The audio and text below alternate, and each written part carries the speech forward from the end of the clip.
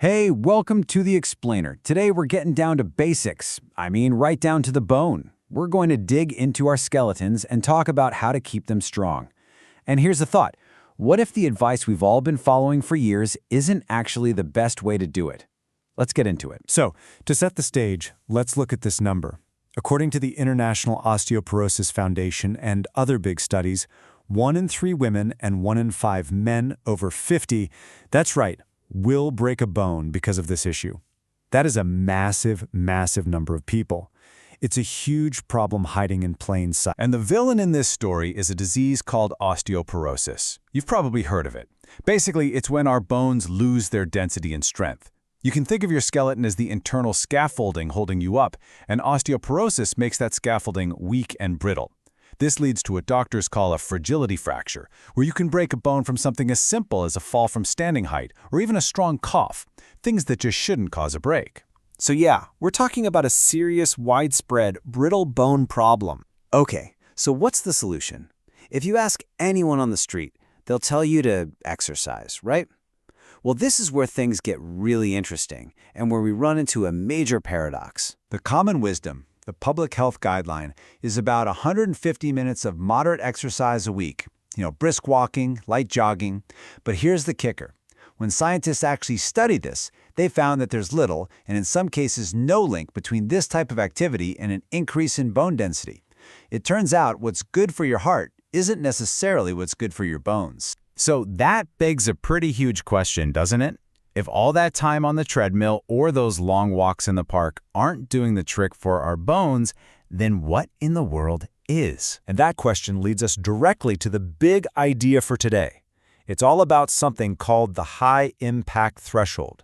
Because it's not about how long you exercise, it's about how intense the signal is. And this is the magic number. A really important study found that to actually trigger your body to build new bone in your hip, you have to hit it with a force greater than 4.2 Gs, or 4.2 times your own body weight. Anything less than that, your bones just don't get the message. They're basically ignoring you. So what does that feel like in the real world? Well, walking is about 1.1 times your body weight. Not even close. Jogging gets you into that 2 to 4 G range, so you're knocking on the door. But to really cross that threshold consistently, you've got to be running, we're talking over 10 kilometers an hour, or even better, jumping, which can easily generate forces over 5 times your body weight. And you don't have to take my word for it. The researchers who discovered this laid it out perfectly. I love this quote. Physical activity may only strengthen lower limb bones if this comprises high-impact activity. It's not ambiguous. The science is crystal clear. To build bone, you need impact. Now, just to give you a sense of how amazingly adaptive our bones are, let's look at the absolute peak. Research on elite athletes found that triple jumpers, get this, can land with a force of up to 20 times their body weight on a single leg.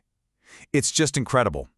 It shows our bones have this massive capacity to get stronger, but only if we give them that powerful stimulus. Okay, so the science is solid. We need high force. But you can probably see the next problem coming. How do we actually get there? This is the million-dollar question, right? It's one thing to say, go jump around. But if you're an average person, maybe a little older, or someone who's already been diagnosed with osteopenia or osteoporosis, jumping off a box is probably not a great idea. How do you get that force without risking the very fracture you're trying to prevent? Well, this exact problem led to the development of a pretty clever new loading method. It's a technology that goes by a few names in the research, like osteogenic loading or impact emulation. And the whole point is to let a person safely generate those really high levels of force, but without any of the jarring, high-impact motion. You get the signal without the risk. So how's it work? It's actually incredibly simple and fast. You get on a special machine, get into a specific, strong position, and then you just push or pull as hard as you can. It's a static movement, so you're not actually moving. It only lasts a few seconds. A computer tracks your force in multiples of your body weight. In a whole session, it's just 4 of these quick movements, and you only do it once a week. Okay, but can people really generate enough force this way? Let's look at the data. One study measured what they called functional bone performance. At the start, for the main leg press movement, people were generating about 3.2 times their body weight. After 24 weeks, they were at 7.2 times their body weight. That's more than double the force, and well past that 4.2 G bone-building threshold we talked about. But here's the most important part. Did that force actually build new bone? The answer is a resounding yes.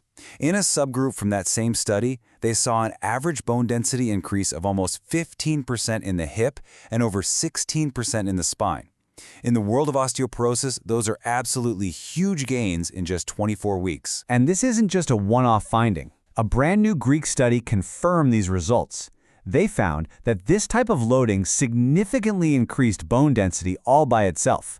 Not only that, but it also worked with medication, giving an extra boost to bone density and quality. And maybe most importantly, they found it was safe. No fractures, no serious injuries during the whole trial. So what do we make of all this? Could this be a glimpse into the future of exercise? If you take away one thing from all this, let it be this. Our bodies are smart. They're efficient. To build stronger bones, your body doesn't need hours and hours of your time. It just needs a clear signal, a brief but very powerful message that says, hey, get stronger. And this opens up a much bigger, more exciting question. For so long, our approach to health and exercise has been so general. Do this for 30 minutes, 3 times a week. But what if that's the old way of thinking? If we can now pinpoint the exact minimum dose needed to create a specific change, like growing bone, what else can we do? What does a future of truly targeted, personalized health look like, where we're not just guessing, but giving the body the precise signal it needs? It's a pretty incredible thought. Thanks for joining me on The Explainer.